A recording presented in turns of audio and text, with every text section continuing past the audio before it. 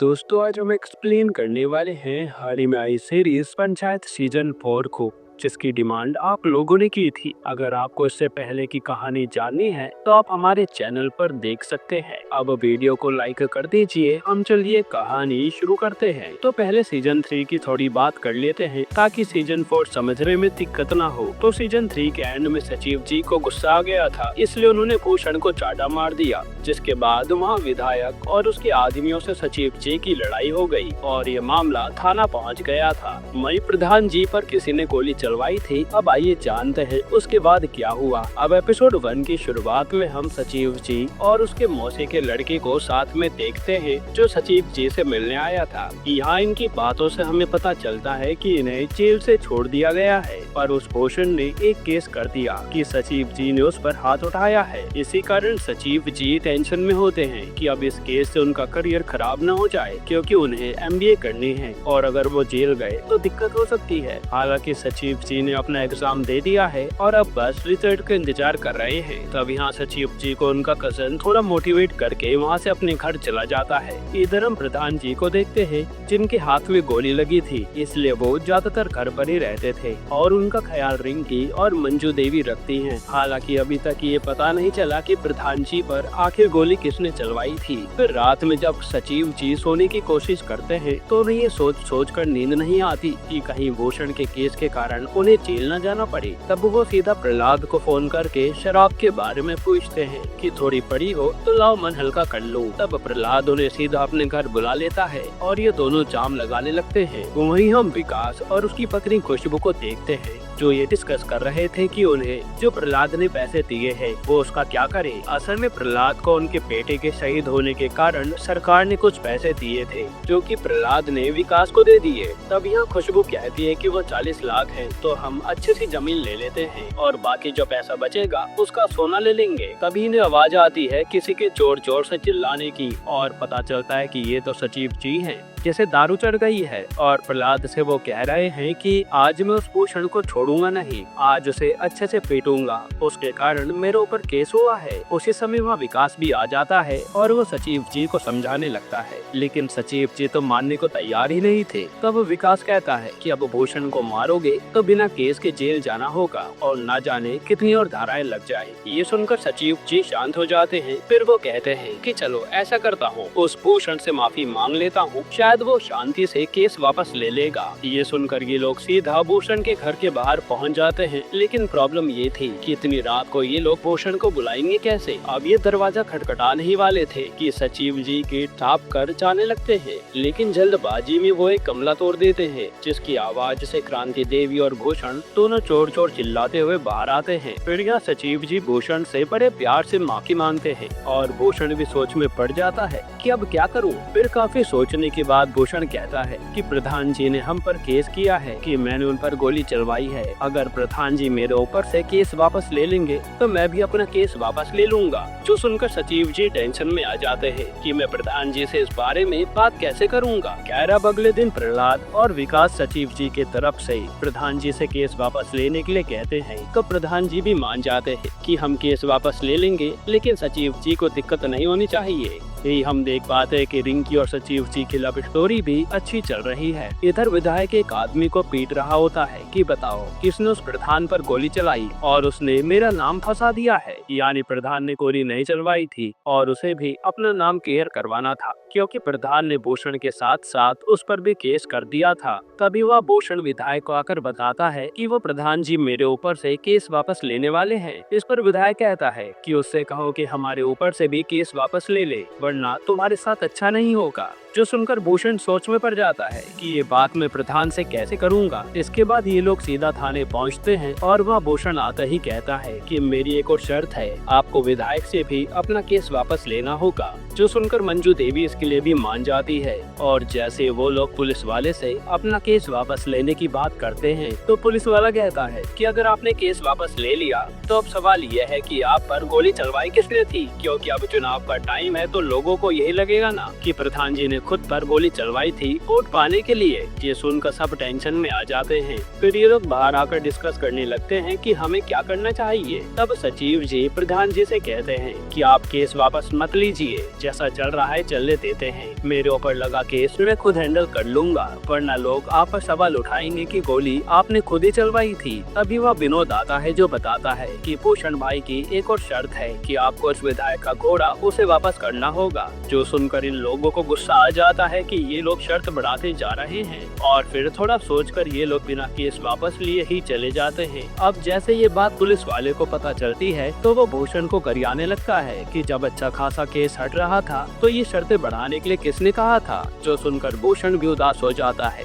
यहीं पर एपिसोड 1 खत्म होता है। एपिसोड 2 की शुरुआत में सचिव जी प्रभात और विकास के साथ सरकारी स्कूल में आते हैं टॉयलेट देखने के लिए। असल में अब चुनाव आ गए थे तो ये लोग प्रचार यही से शुरू करने वाले थे सफाई करके, जिससे मंजू देवी को लोगों से ज्यादा वोट मिले। पर जैसे ही मास्टर जी उन्हें टॉयलेट दिखाते हैं तो उसका हाल देखकर तो सचिव जी उल्टी कर देते हैं और ये लोग डिसाइड करते हैं कि टॉयलेट की जगह कुछ और एरिया देखते हैं जहां सफाई की जा सकती है, क्योंकि टॉयलेट का हाल तो बहुत ही बुरा था। इसके बाद ये लोग हर जगह देखने लगते हैं ताकि सबसे गंदी जगह की सफाई करके प्रधान जी हीरो बन जाए। भाई भूषण माधव और विनोद को भी यही कह रहा था कि इस बार प्रधान बनने के लिए हमें दिमाग से काम लेना होगा, क्योंकि वो अपनी पत्नी क्रांति देवी को चुनाव में खड़ा करने वाला था। फिर जब सचिव जी टंकी के पास की जगह सफाई करने के लिए फाइनल कर देते हैं तो ये बात प्रधान जी को भी बता देते हैं कि कल आपको सफाई करने यहाँ आना होगा। इसी बारे में रिंकी भी सोशल मीडिया पर डाल देती है ताकि फुलेरा गांव के सारे लोग सफाई के दौरान वहाँ मौजूद हों और इससे प्रधान की छवि और भी अच्छी हो जाए। लेकिन अगली सुबह सब उल्टा हो जाता है और सचिव जी देखते हैं कि टंकी के पास वाली जगह की सफाई तो भूषण और उसके लोग कर रहे हैं, जिन्होंने रिंकी की पोस्ट पढ़ के उसका फायदा उठा लिया।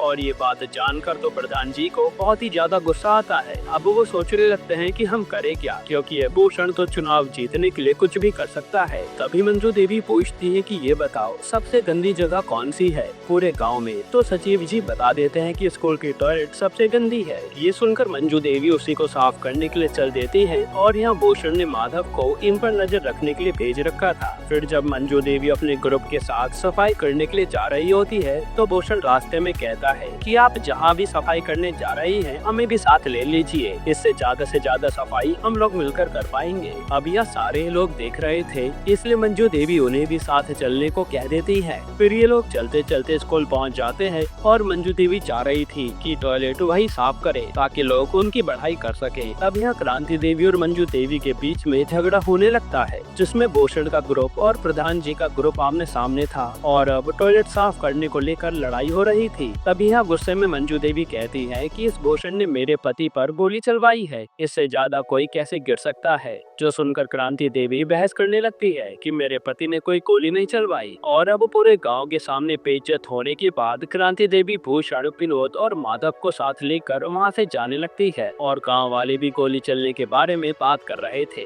फिर थोड़ा आगे चलकर भूषण को एक आइडिया आता है तो वो माधव और विनोद से कहता है कि मैं एक चाल चलने वाला हूँ, इसलिए जो भी यहाँ होगा वो किसी से बताना मत। ये कहकर वो अपना माथा फोड़ लेता है। वही यह मंजू देवी ने जैसे तैसे करके टॉयलेट साफ कर दिया था, जिसे देखकर गांव वाले उसके लिए तालियां बजाते हैं। तभी वहाँ पर क्रांति देवी भूषण को लेकर आती है, जिसके सर से खून बह रहा था और वो बताते कि आपके इल्जाम लगाने से गांव वाले हम पर भड़क रहे हैं और किसी ने पत्थर मारकर इनका सर फोड़ दिया। एक तरह से क्रांति देवी सिंपैथी चाह रही थी। फिर क्रांति देवी कहती है कि अब आप चाहे कितने भी पत्थर चलवा लो, लेकिन इस बार चुनाव में पूरा हिसाब होगा और जो आपका साथ दे रहे हैं ना, मैं उन्हें छोड़ने नहीं वाली। एक तरह से यहाँ क्रांति देवी सचिव जी को देखकर ये सब कह रही थी। यहीं पर एपिसोड 2 खत्म होता है। एपिसोड 3 की शुरुआत में प्रधान जी अपने लोगों से कह रहे थे कि पता करो इस भूषण को जाते समय पत्थर किसने मारा। फिर माँ विकास आकर मिठाई खिलाता है और बताता है कि हमने शहर के पास एक जमीन ले ली है। जो सुनकर सब काफी खुश होते हैं। तभी ये लोग देखते हैं कि विनोद और माधव आपस में लड़ रहे हैं, क्योंकि क्रांति देवी के प्रधान बनने के बाद इनमें से कोई एक को प्रधान बनेगा। इसी बात को लेकर इनकी बहस हो रही थी। तभी वह प्रधान जी इन दोनों को बुलाते हैं कि आओ प्रसाद ले लो, विकास ने पूजा कराई है। जिस पर विनोद तो प्रसाद का नाम सुनकर आ जाता है, लेकिन माधव साफ मना कर देता है, क्योंकि वो तो भूषण का खास आदमी था।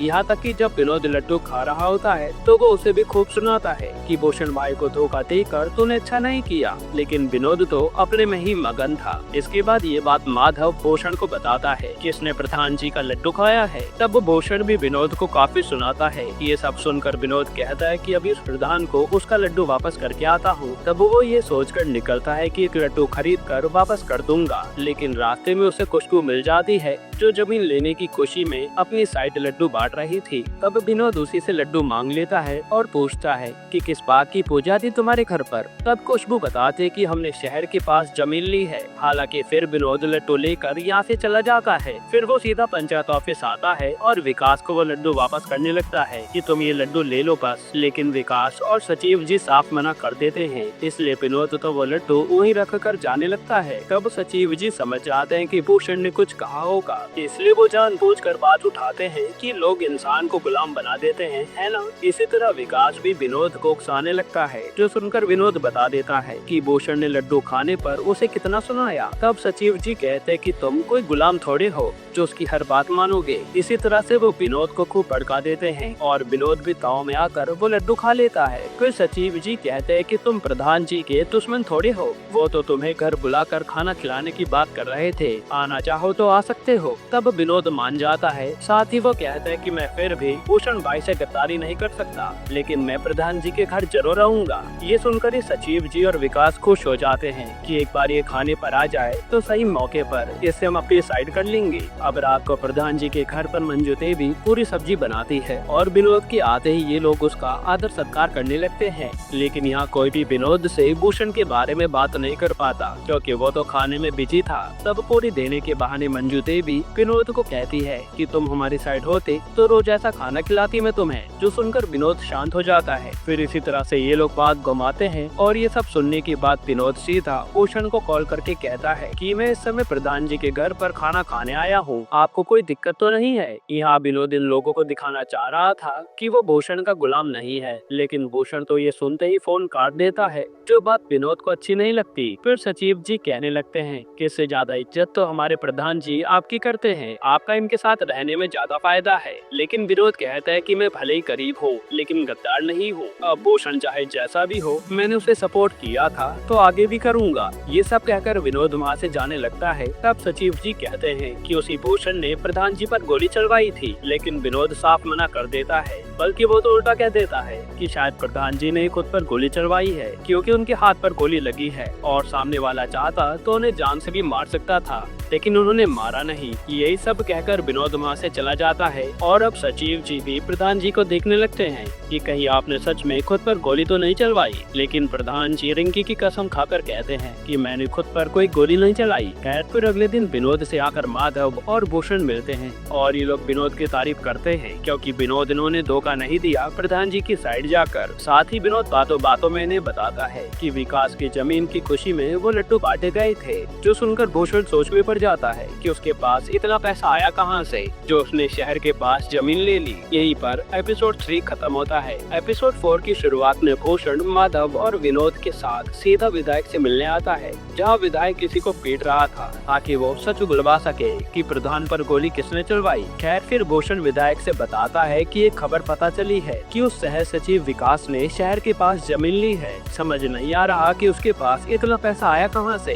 जरूर इसमें उस प्रधान की चाल होगी। जो सुनकर विधायक कुछ सोचने लगता है और कहता है कि मैं कुछ करता हूँ। तभी माधव कहता है कि जो भी करना नॉमिनेशन से पहले करना, थोड़ा प्रधान की खिल्ली उड़ेगी तो गांव वालों के सामने मजा आएगा। ये सुनकर विधायक कहता है कि माधव तो दिमाग तो अच्छा चलाता है, जब भूषण की बीवी प्रधान बनेगी तो प्रधान तुझे ही बनाया जाएगा। ये सुनकर विनोद को अच्छा नहीं लगता। खैर इधर हम प्रहलाद, विकास और सचिव जी को बातें करते हुए देखते हैं कि वो नॉमिनेशन के लिए कैसे जाएंगे। तब प्रहलाद कहता है कि 8-10 सफेद कार लेकर चलेंगे, तो सचिव जी कहते हैं कि उस विधायक का घोड़ा भी लेकर चलते हैं ताकि हमारा रौब सबको दिख सके। पर प्रॉब्लम ये थी कि वो चलाएगा कौन। तब यहाँ विकास बम बहादुर का नाम बताता है कि वो घोड़ा चला लेता है। ये सुनकर सचिव जी बम बहादुर को कॉल करके पंचायत ऑफिस आने के लिए कहते हैं। इधर प्रधान जी भी नॉमिनेशन की तैयारी में लगे थे, तब उनके यहाँ एकदम से रेड पड़ जाती है जो विधायक ने भेजी थी। वहीं विकास के घर पर और पंचायत ऑफिस में भी पुलिस वाले आकर इन लोगों से फोन ले लेते हैं और इन्हें एक जगह बैठा देते हैं। अब जैसे रेड की खबर क्रांति देवी और भूषण को पता चलती है तो वो पूरे गांव वालों को भड़काने लगते हैं कि ये प्रधान ने काफी पैसों का घोटाला किया होगा, जिस पर गांव वाले भी इनकी बात मान रहे थे।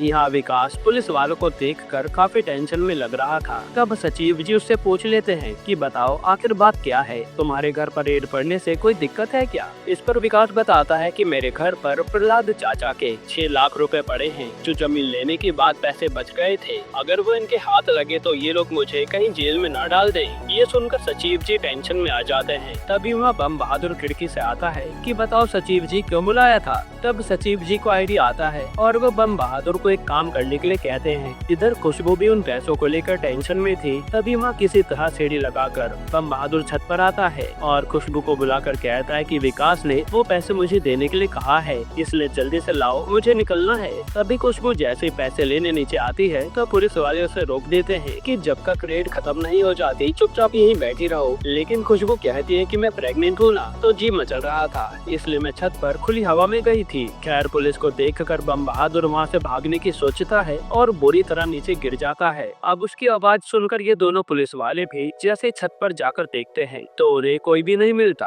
क्योंकि बम बहादुर कहीं छुप गया था। खैर फिर पुलिस वालों को खुशबू कहती है कि प्रधान जी की बेटी रिंकी को बुला दीजिए, वो रहेगी तो मेरी तबीयत का ध्यान रखेगी। जो सुनकर पुलिस वाले भी मान जाते हैं। कभी उन्हें बम बहादुर दिखता है जो कहीं जा रहा था, इसलिए वो उसे कहते हैं कि प्रधान जी की बेटी को यहाँ ले आओ। इसके बाद बम बहादुर सीधा रिंकी को लेने आता है और उससे पुलिस वाला बात करके जाने देता है। पर बम बहादुर को देखकर उसे शक होने लगता है कि ये आदमी कुछ ठीक नहीं लग रहा। खैर इसके बाद जब रिंकी और खुशबू साथ में होते हैं तो रिंकी बताती है कि बम बहादुर घर के उस साइड में खड़ा है, तुम बस पैसे नीचे फेंक दो, वो ले जा लेगा। तब खुशबू पैसे लाकर देती है और रिंकी नीचे से ही वो पैसे छत के उस पार फेंक देती है। और जैसे बम बहादुर वो पैसे पकड़ता है तभी वहाँ पुलिस वाले आ जाते हैं, यानी उन्होंने बम बहादुर को रंगे हाथों पकड़ लिया था, वो भी पैसों के साथ। इसके बाद ये लोग रिंकी, विकास, बम बहादुर और खुशबू को थाने लेकर जाने लगते हैं। पर यहाँ प्रधान जी का ग्रुप गाड़ी के सामने आ जाता है कि आप लोग ऐसा नहीं कर सकते, जरूर ये उस विधायक की चाल है जिसने आपको यहाँ भेजा है। और प्रहलाद भी कहता है कि ये पैसा मेरा है, लेकिन ये पुलिस वाला नहीं मानता। तभी वहाँ एक बड़े अधिकारी की गाड़ी आती है जो उस ऑफिसर को अंदर बुलाकर एक चाटा मारता है और कहता है कि उस विधायक की चाटना बंद कर, और वो वैसे भी विधायक नहीं रहा, इसलिए चुपचाप यहाँ से निकल ले। ये बोलकर वो अधिकारी चला जाता है और ये ऑफिसर आकर चुपचाप प्रधान जी को पैसे लौटाकर कहता है कि मुझे पता नहीं था कि आपकी पहुंच इतनी ऊपर तक है, अब हम आपको परेशान नहीं करेंगे। ये कहकर वो चला जाता है और भूषण और क्रांति देव भी देखते रह जाते हैं कि ये हुआ क्या। यहाँ सचिव जी के साथियों को भी समझ नहीं आ रहा था कि आखिर इन्हें बचाने कौन आया और क्यों आया, क्योंकि इन्होंने किसी से भी मदद नहीं मांगी और कौन हो सकता है विधायक से भी ज्यादा पावरफुल। खैर फिर अगले दिन जाकर ये लोग चुपचाप अपने नॉमिनेशन फॉर्म भर देते हैं, जहाँ क्रांति देवी मंजू देवी के सामने खड़ी थी। यही पर एपिसोड 4 खत्म होता है। अगर आप चाहते हैं कि बाकी के एपिसोड हम आज रात ही अपलोड कर दें तो कमेंट में पार्ट 2 लिख देना, हम ले आएंगे।